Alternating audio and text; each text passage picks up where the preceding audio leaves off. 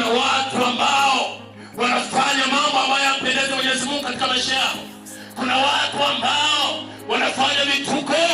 Kuna watu ambao wanafanya mambo, wanajua kwamba wanafanya mambo yanayofurahisha, lakini kumbe ni mambo ambayo yanachukiza Mwenyezi Mungu. Lakini napenda nikwambie muda huu, wewe unasikia sauti hii, popote uliko, pengine upo hapa Tanzania, pengine upo hapa Kagongwa, pengine upo katika dunia hii, popote unaposikia sauti hii, kwamba Mungu ana mpango na wewe. Mungu ana mpango wa kukutoa katika ile shida ulionayo. Wakati mwingine unasumbuka na magonjwa, pengine yale magonjwa yanakusumbua ni kwa sababu umeondoka katika mpango wa Mungu. Unatumikia shetani, unatumikia mambo ambayo hayafai, unatumikia mambo ambayo hayapendezi mbele za Mungu. Lakini Mungu ana mpango na wewe.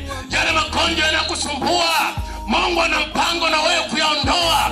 Ile shida ulionayo, Mungu ana mpango na wewe kuyotoa.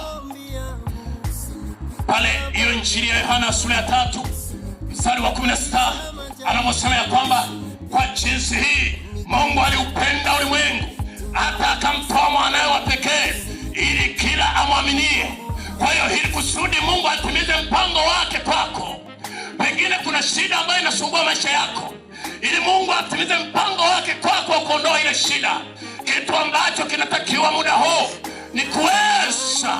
ni kuweza kumwamini Yesu Kristo, kama hiyo Injili ya Yohana sura 3 mstari wa 17 anasema, ili kila amwaminie, si kila ambaye amwamini. Anasema kila amwaminie asipotee, bali awe na uzima milele. Ndugu yangu, popote unaposikia sauti hii, Mungu ana mpango na wewe. Mungu ana mpango wa kuondoa magonjwa. Mungu ana mpango wa kuondoa umaskini. Mungu ana mpango wa kuondoa ule udhaifu unaosumbua katika maisha yako. Lakini kitu anachotaka Mungu, uweze kumwamini yeye, uweze kumwamini kwa ni Bwana Mwokozi wa maisha yako.